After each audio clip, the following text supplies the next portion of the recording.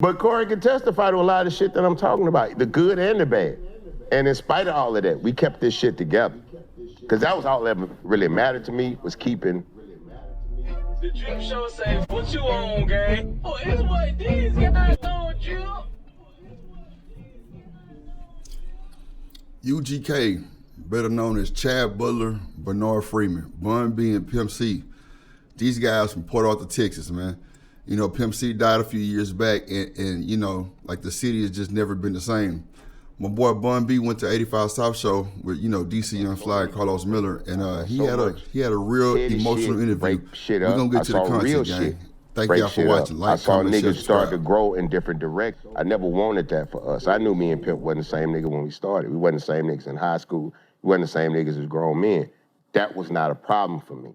That didn't mean not to fuck with this man. I knew he did shit different than I did shit. That did not mean don't fuck with the man. Because when you start judging people, that's something wrong with you. Right. You know what I'm saying? Like I say, as long as people show up to work, as long as people don't bring their bullshit to work, as long as people treat their family fine, I really don't see what the problem. The family or the job, when you got to start checking yourself. Right. But look, man, we loved each other. We didn't have to like each other all the time, and that's a big misconception. You know, me and Pimp didn't even live in the same city for at least a dozen years. You know, I was in Atlanta first, he was at home, then I came back, then he moved to Atlanta. You know what I'm saying? But there would be times where we probably wouldn't see each other for 2 months, 2 or 3 months, in person. We talk on the phone or whatever, but get there, what's up, bro? Shit, whoop, whoop. All right, Pee-wee, let's get. You think me and this nigga been around each other all week? There was no need to force the friendship, bro. We were that already. You know, so outside of whatever people thought or people felt or people read or whatever this shit was.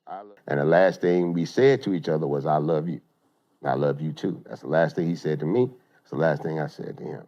So I have closure in the situation. That being said, of course, I miss him. I've been trying not to cry this whole time because it's so overwhelming how impactful his life was. I see rap niggas all the time.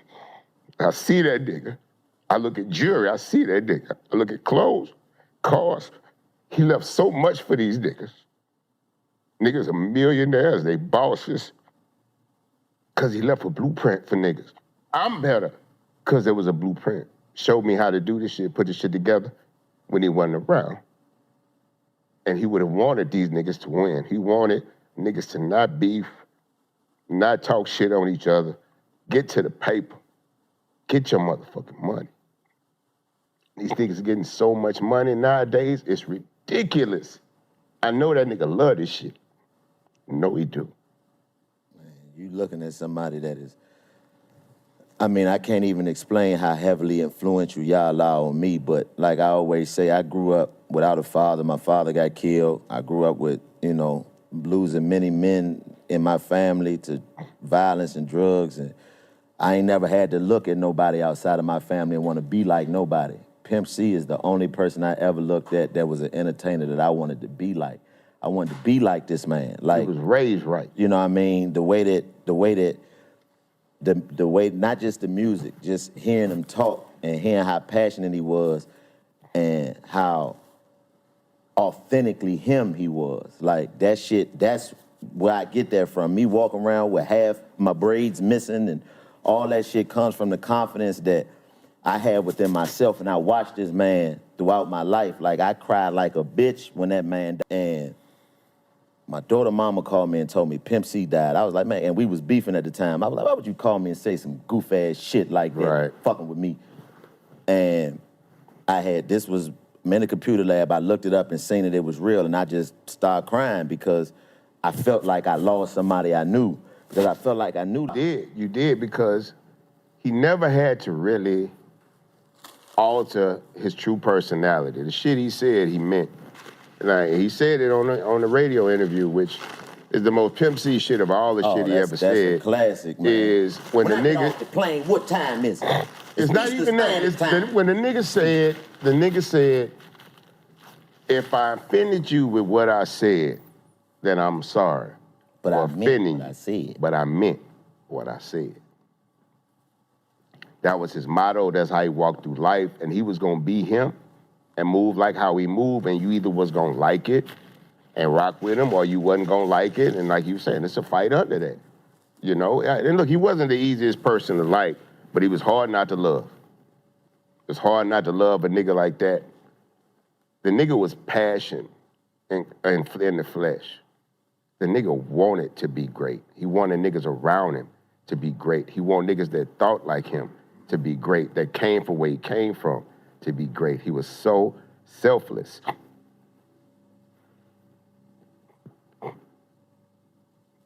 Niggas ain't appreciate it. They thought it was just rap and music, and it was. But he wanted the best for niggas, especially in the South. We spent a lot of time not being appreciated. And he didn't want the next niggas to go through it. So that's why he started saying country rap tunes and all that shit, because he wanted niggas to have pride from where they was from. And if they didn't feel accepted, it didn't mean they wasn't supposed to be there. That's what that shit was really about. And now niggas walk through this game and get big money and hold they nuts, and they ain't got to say they from the South or that they made it in spite of being from the South. Them niggas just the South. Nah, getting to the paper. And it's not just rap niggas.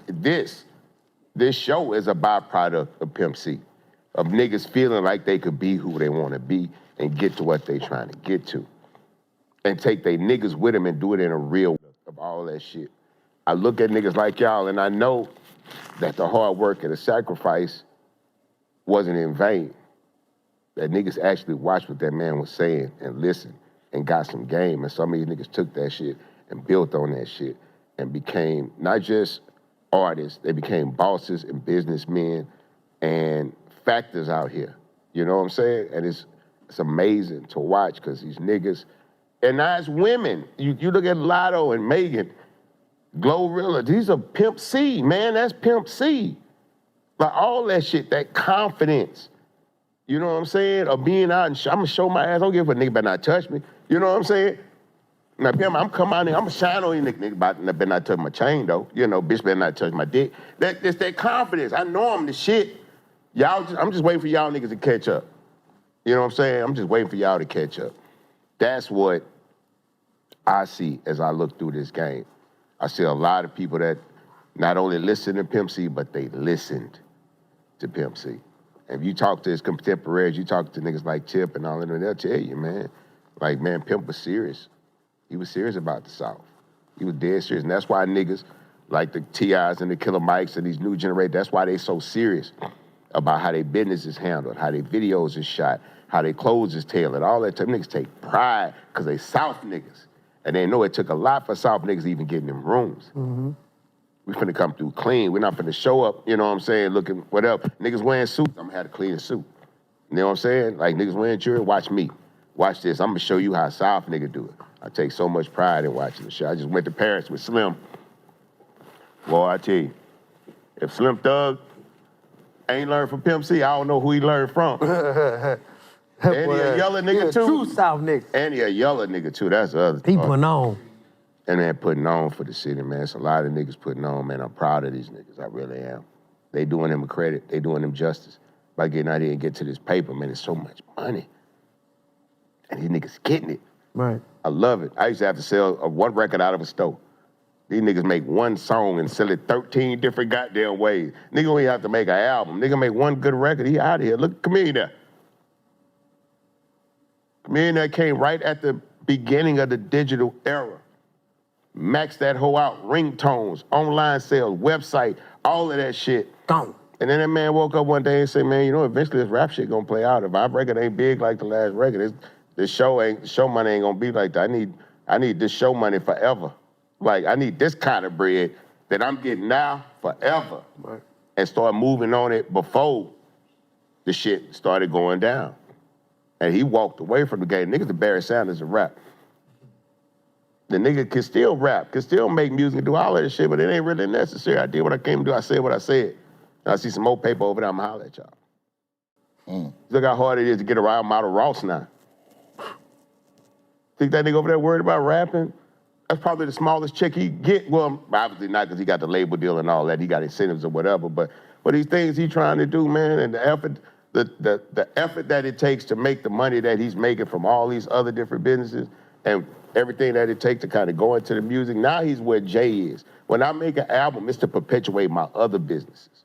When Hov make an album, it is not about the money an album make. He'll make more money from the sponsorships than the album could make, no matter how many it sells. We know Ross From the tour partnerships that they'll produce from that type of shit. Ross getting some money. He got up and left talking to us to go get something in the middle of the conversation. Nigga, I get into places as a rapper. I ain't never been invited to Coachella.